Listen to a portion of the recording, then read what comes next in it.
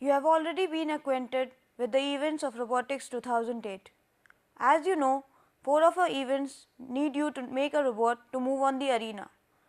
So, what do you need to make a simple robot? First of all, what is a robot? A robot is a machine which can approximate or replace human behavior. It has been said that human body is a machine. So, as we know, a robot, when it tries to approximate human behavior, it should also need to have some basic body parts. So, what are the basic parts of a mobile robot? The basic parts of a mobile robot are locomotion system, power supply system, actuators, sensory devices, sensor data processing unit and the control system. A locomotion system is similar to the limbs in our body. As we need limbs to move about in our surroundings, a robot also needs them. The locomotion system can be said to consist of the wheels and the drive. A power supply system is the source of energy for the robot. It consists of motors which give power to the robot, which converts it to accomplish any action it has to do. The actuators resemble the muscles in our body. They convert the energy supplied into the actual motion. So, they are a type of interaction between the power supply and the locomotion system. Actuators can be said to be the gear system and other types in the robot. The sensory devices. The sensory devices are just like the sense organs in our body. As we need a sense organs, the eyes, ears to interact with the surroundings, a robot also needs some sensory devices to do so. The sensor data processing unit receives the data from the sensory devices and processes it to output some useful work. The control system is the brain of the robot. It converts these data received into the proper action. There are several types of wheel locomotion systems: the differential drive, car type drive, skid steer drive, articulated drive, synchronous drive, pivot drive and the dual differential drive.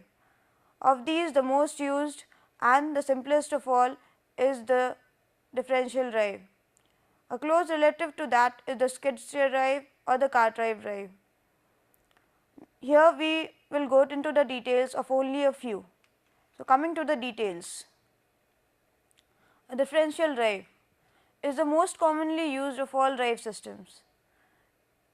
As you can well imagine, since it is the most commonly used, it is the simplest and easiest to implement.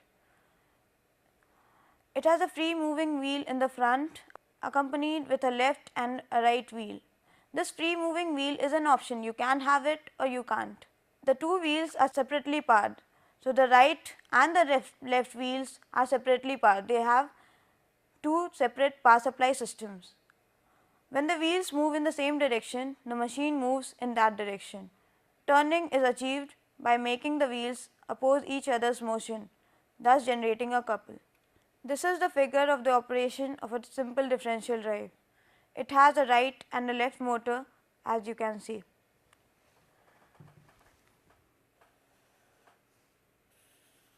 Considering this, the body of a robot, we can have a left motor or the left wheel and the right motor with the right wheel.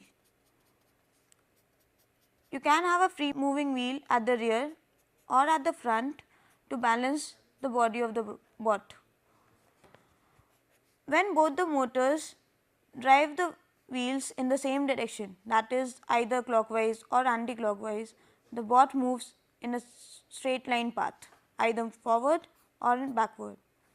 When these wheels will move in this direction, that is they rotate clockwise, the bot moves in the forward direction. But when they move in the opposite direction, both of the wheels, the bot moves backward. Now, coming to the turning of the robot.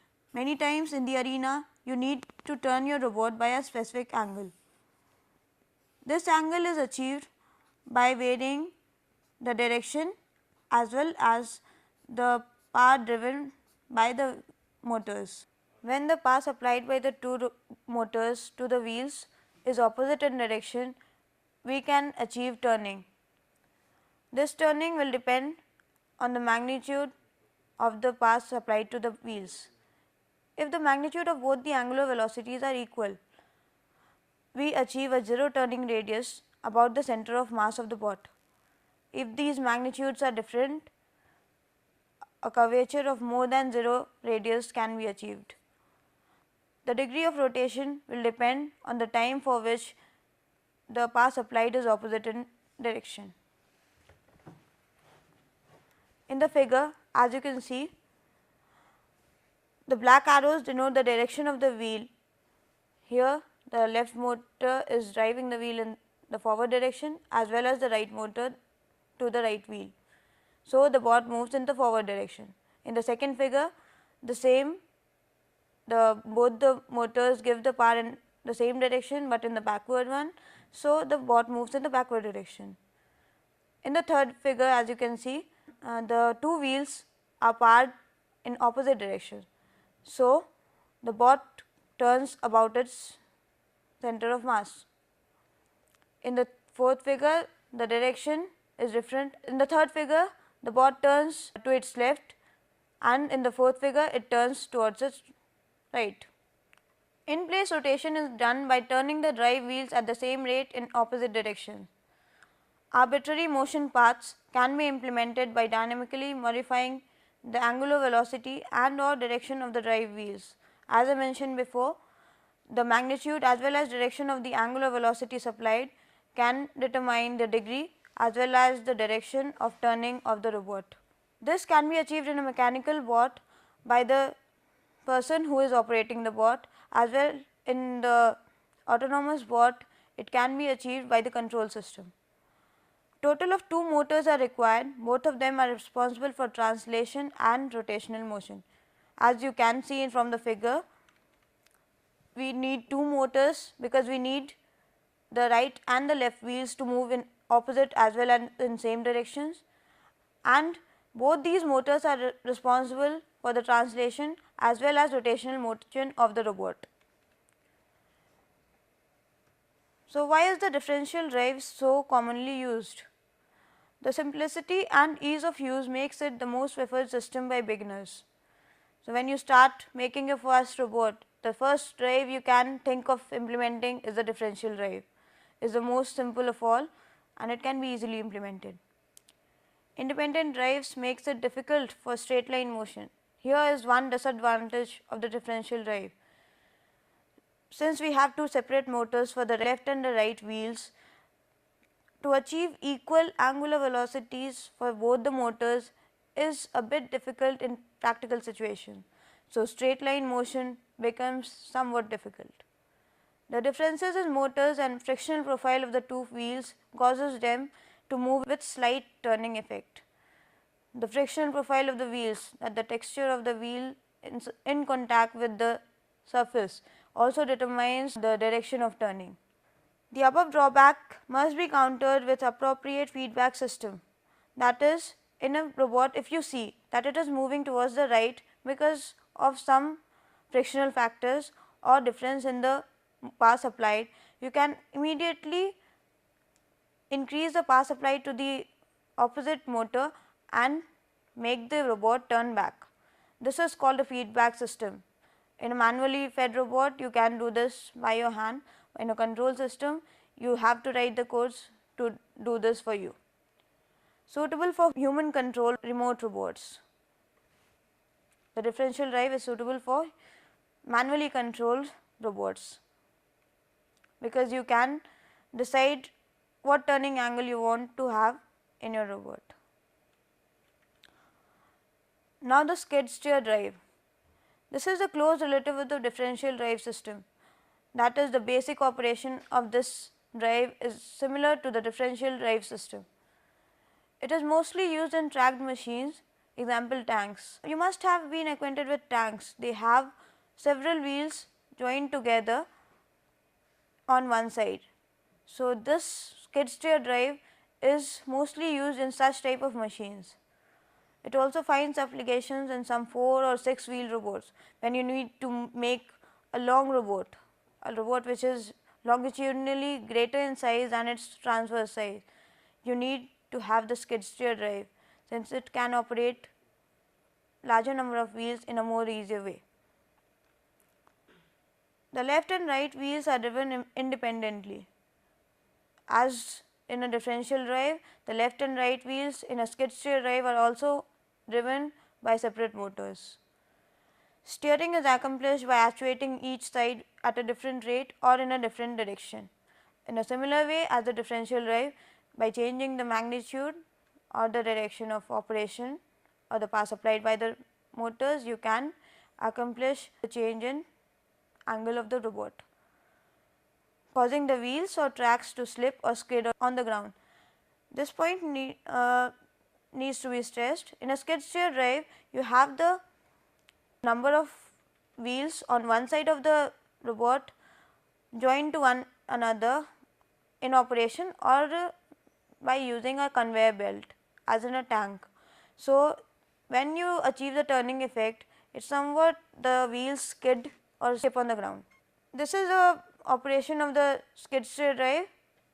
As you can see, the operation is similar to the differential drive system. The differences of the skid steer drive with the differential drive. Multiple drive wheels on each side give increased traction. So, multiple drive wheels, as you can see in the figure, there are more than 1 or 2 wheels on each side of the robot. So, these cause greater resistance to turning. The effect is even greater for tracked machines. Tracked machines include tanks where we use a conveyor belt to join all the wheels. So, this traction is more in tracked machines. Skidding causes the wheels to lose contact with the surface beneath and position tracking becomes difficult. As I mentioned before, because of the skidding, the turning exact position tracking becomes difficult for a skid steer drive controlled robot. Rest of its properties are more or less like the differential drive.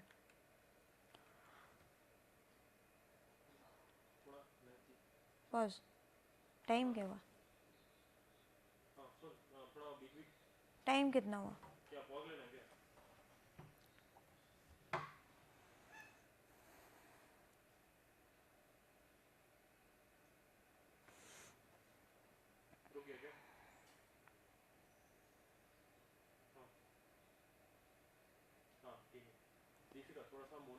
We have completed the tutorial on drives. Now we come to the sensory parts of the robot. The human body also has sensory organs to know about its surroundings. In a similar way, a robot uses some sensory devices to know about its surroundings and infer data from them. As we know, the human sensory organs are the eyes, ears, nose, tongue and skin. The robot also uses some sensory devices to simulate the actions of these sensory organs. The sensors help the robot in knowing its surroundings better. It improves its actions and decision making ability. It also provides feedback control. As I mentioned before, the robot needs to have feedback control so that it can decide whether it is moving on the right path or not. So, the feedback control with the help of sensors helps the robot in moving on the right track. There are several types of sensory devices we use in our autonomous robots. The first and the most commonly used is the LDR, the light dependent resistor. As the name implies, this contains of a resistance which depends on the light it receives. These sensory devices are made of cadmium sulfide. Resistances between two terminals vary depending on the intensity of light. An LDR acts as a potential divider in the circuit it is applied. This is a simple circuit using an LDR.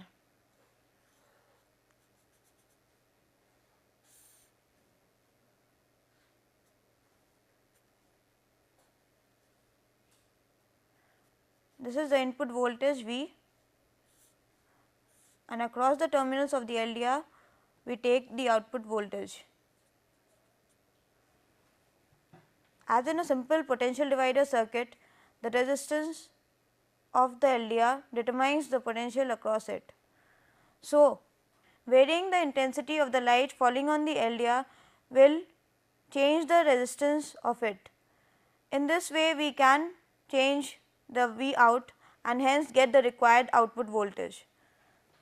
The required output voltage will follow the formula V out equals to R of the LDR divided by R 1 plus R of LDR into V input. The LDRs can also be used to differentiate between the colors it receives. The color received will depend on the intensity of the light reflected and received by the LDR. So, in this way we can use LDRs to differentiate between the various colors on the surface. A thermistor is similar in operation to LDR except for the fact that it receives heat signals instead of light. So, the resistance of a thermistor will depend on the heat signal it receives rather than the light. It is manufactured from the oxides of transition metals manganese, cobalt, copper and nickel. As I mentioned, its resistor depends on the temperature. Commonly available temperature sensors are LM35, DS1621 thermistor. These are the two most commonly used types of sensory devices. LEDs, the light emitting diodes. It is a simple semiconductor diode. It is used generally with LDRs to make a complete sensor module. When used with LDRs, it will emit light and this emitted light is reflected from the surface and received by the LDRs, which can change the resistance of the LDRs thus and change the corresponding V output. This acts as a source of light for the LDRs. The specifications of the LEDs commonly available in market are: the current rating is approximately 20 milliamperes, the typical cut-in or a threshold voltage is 2 volts, that is below this the LEDs will not work. The maximum voltage for which the LEDs can work is around 4.5 volts. Beyond this, the LEDs will get burnt or will not be useful, will not be available for use.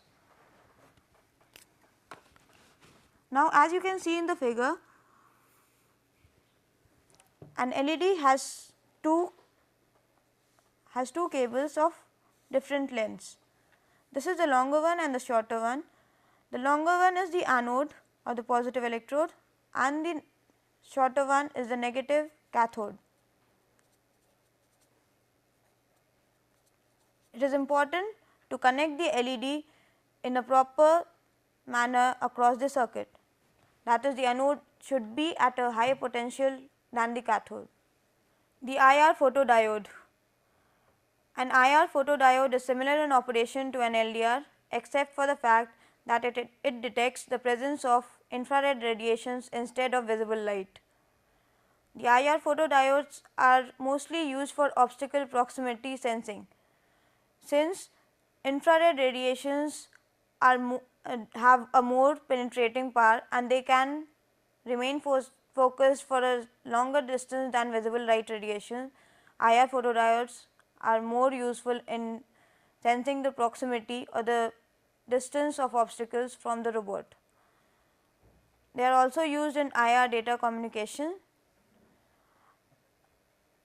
An LDR works in combination with an LED. Similarly, an IR photodiode works in combination with an IR LED, which is nothing but an LED which emits infrared lights. As you can see, the first circuit is of an IR proximity detector. We mentioned before that the IR sensor modules are used for the detection of proximity of obstacles. In this circuit, the first element you can observe is the IR LED, and corresponding to it there is an IR photodiode.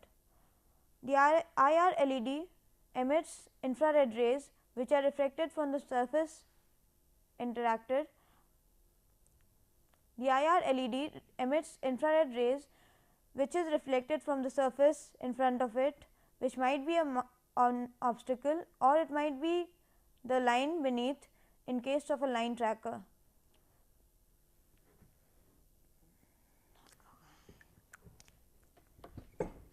This is the circuit of the IR proximity detector.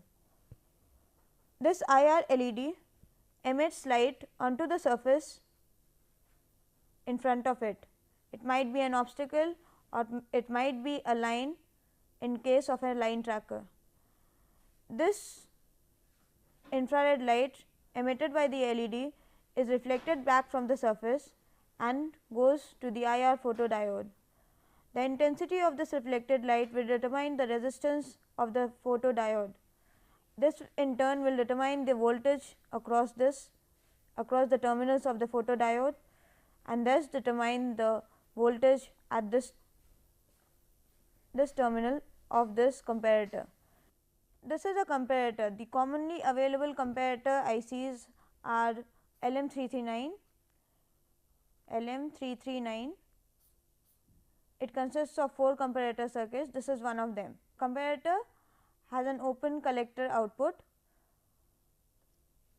The voltages at the 2 terminals of the comparator, these 2 terminals determine the output of the comparator.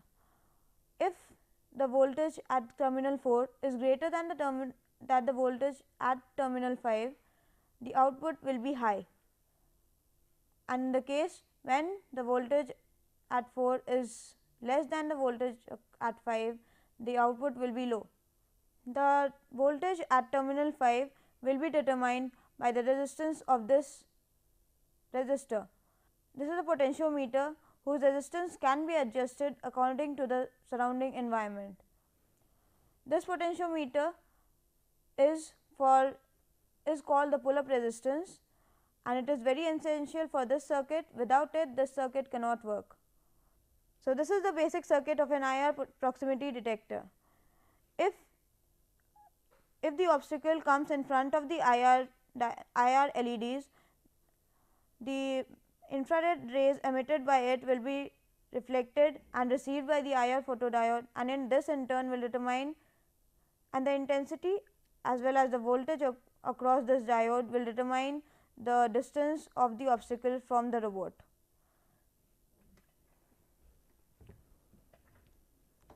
Now, the second circuit you can see is that of a bump detector. A bump detector is a touch sensor which has an open circuit in normal state. When it interacts with an obstacle over here, then the circuit will become closed, and then the voltage will change across at pin 5. This again is a comparator we used before. The voltage at this pin will depend on the closing and opening of the circuit, and thus determine the output voltage. The working of this circuit is similar to the IR detectors. The third one you can see is a light intensity detector using an LED and an LDR. These circuits can be commonly found on any websites and are also available on our tutorials. On the tutorial section of our website www.robotics.in. Now we come to shaft encoders. Shaft encoders are used to measure the rotation of the motor shaft. This is the figure of a shaft encoder. It is attached to the wheels or to the axle of the shaft of the motors.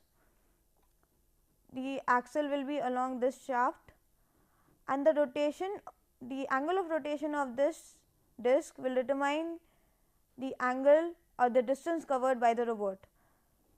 The holes or sectors passing through a typical common light source will determine the distance travelled or the angle covered by this disc. In this way, we can measure the distance or the angle rotated by the wheels. This is the response signal of a shaft encoder. For the light detector A, where it passes a white patch, the intensity will be high. A black, when it passes a black patch, the intensity will be low. Over time, this sequence of black and white strips will change, and hence the signal will change. We can count the number of times the pulse is high for the detector A, and thus count the distance or the angle rotated. Quadrature encoders can be also used to determine the direction of rotation as well, whether the robot is rotating in the clockwise or the anticlockwise direction can be determined by the quadrature encoders.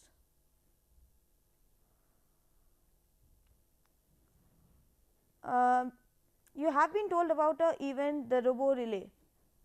In that, you need to make a simple line follower robot. A line follower is the simplest form of an autonomous robot.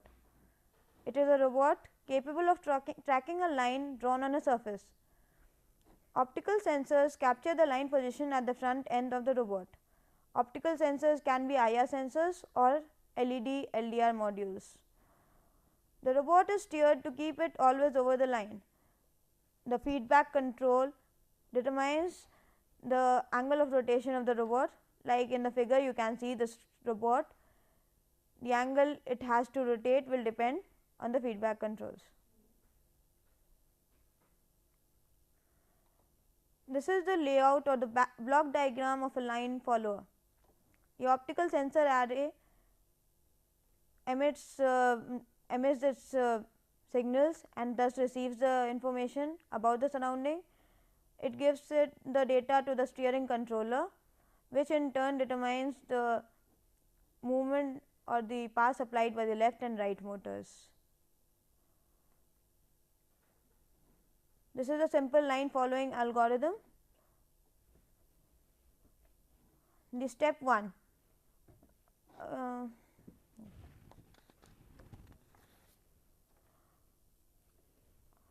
A line follower has a set of sensors. Like in the figure, we have 6 sensors. This is the middle of the line. We have 6 sensors placed equally on the base of the robot. Below it is the line. It is essential that these lines are of contrast colors to determine the difference in intensity. So, this can be a white line on a black background. Now, the first step in coding of a robot will be to give weights to each of the sensors. As you can see, the sensor 1 has been given a weight 3, sensor 2 has been given a weight 2, 3 is given 1, and for the other side of the line we have the weight of opposite sign. The weights, as you can see, 1 has been given a higher weight than 3. In case when the robot is following the line, the sensor 1 and 3, they are placed like here.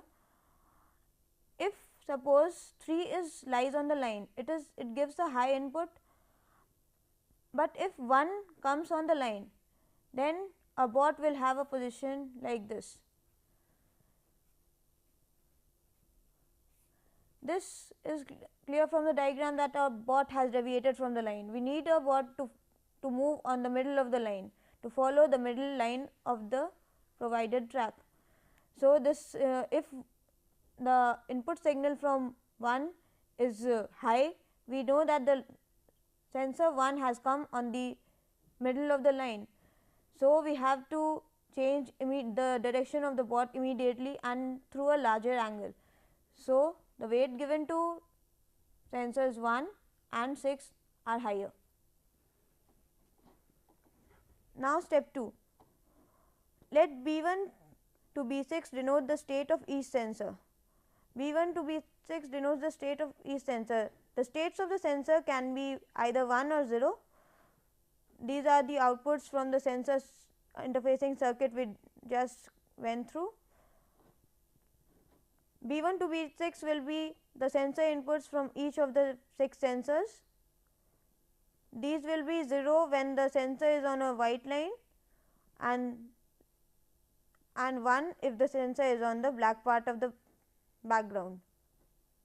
The step 3, line position. Line position is empirically derived like the sum of weights into the inputs. Sum of weight into inputs. This line position will determine whether the bot is on the line or not, or if it is on the line, then which part of the bot is on the line. We come to step 4. VCM is fixed, that is, the velocity of the center of mass of the bot is fixed and predetermined by experimental observation. WCM is proportional to line position. In turn, line position is dependent on the inputs of the sensors. So, WCM is proportional to the line position and it is changed according to the line position measured. It will change according to the sum of weight into the sensory inputs. Step 5 or the last step is to modify the angular velocities of the motors by the required amount. A is the separation between the left and right wheels. If this is the body of the robot, then A will be the distance between the left and the right wheels. The omega will depend on the distance of the left and right wheels from each other.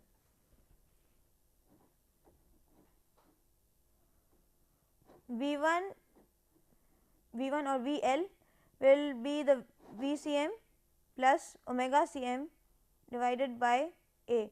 Omega Cm is depending on the input, as we mentioned before.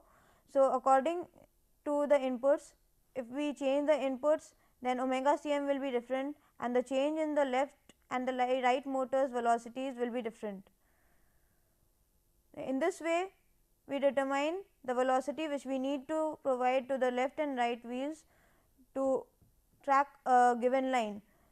You can see that the change is opposite in sign for both the left and the right motors. That means, if the like in the figure, if sensors 2 and 3 pass through the line, then we need the bot to move towards its right.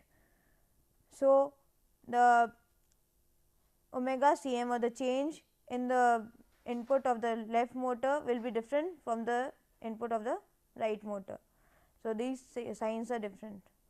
So, we come to the end of the presentation. You have now gone through a small tutorial on making of mechanical as well as autonomous robots.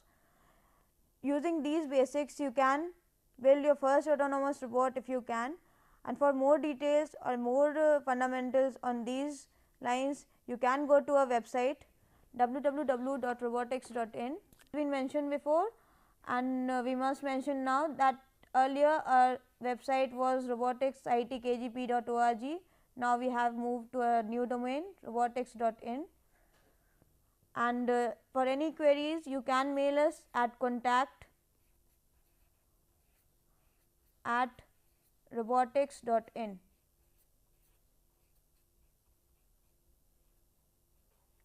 Thank you.